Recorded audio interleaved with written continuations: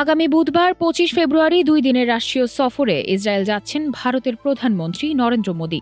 দীর্ঘ ৯ বছর পর এটি তার দ্বিতীয় ইসরায়েল সফর। এর আগে ২০১৭ সালে তিনি প্রথমবারের মতো ইসরায়েল সফর করেন, যা ছিল কোনো ভারতীয় প্রধানমন্ত্রীর প্রধান ইসরায়েল যাত্রা। জীবন অবাক না করলে কে করবে? ২৮% মিল্ক ফ্যাটের অবাক করার সাথে ফ্রেশ মিল্ক পাউডার। জীবন অবাক করুক প্রতিদিন। মোদির এবারের সফর এমন এক সময় হচ্ছে যখন ভারত সহ শতাধিক দেশ অধিকৃত পশ্চিম তীরে ইসরায়েলি বসতি সম্প্রসারণের সমালোচনা জানিয়েছে। তবুও সাম্প্রতিক বছরগুলোতে নয়াদিল্লি ও তেল আবিবের মধ্যে প্রতিরক্ষা, নিরাপত্তা, প্রযুক্তি ও বাণিজ্যে ঘনিষ্ঠ সম্পর্ক আরও দৃঢ় হয়েছে। ২০১৪ সালে মোদি ক্ষমতায় আসার পর দুই দেশের সম্পর্ক প্রকাশ্য ও কৌশলগত অংশীদারিত্বে রূপ নেয়। বর্তমানে এশিয়ায় ইসরায়েলের অন্যতম বৃহৎ বাণিজ্যিক অংশীদার ভারত এবং ইসরায়েলি প্রতিরক্ষা সরঞ্জামের বড় ক্রেতাদের একটি।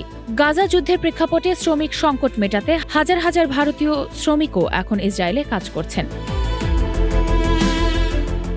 বিশ্লেষকদের মতে, মোদি সরকার একদিকে ইসরায়েলের সঙ্গে প্রতিরক্ষা ও অর্থনৈতিক সম্পর্ক জোরদার করছে, অন্যদিকে ফিলিস্তিন ইস্যুতে দ্বিরাষ্ট্র সমাধানের আনুষ্ঠানিক সমর্থন বজায় রেখে কূটনৈতিক ভারসাম্য রক্ষার চেষ্টা করছে। মোদির এই সফর শুধু দ্বিপাক্ষিক সম্পর্ক নয়, বরং মধ্যপ্রাচ্যে ভারতের ক্রমবর্ধমান ভূরাজনৈতিক উপস্থিতিরই প্রতিফলন হিসেবে দেখা হচ্ছে। মাইশা মাহমুদ, নাগরিক প্রতিদিন।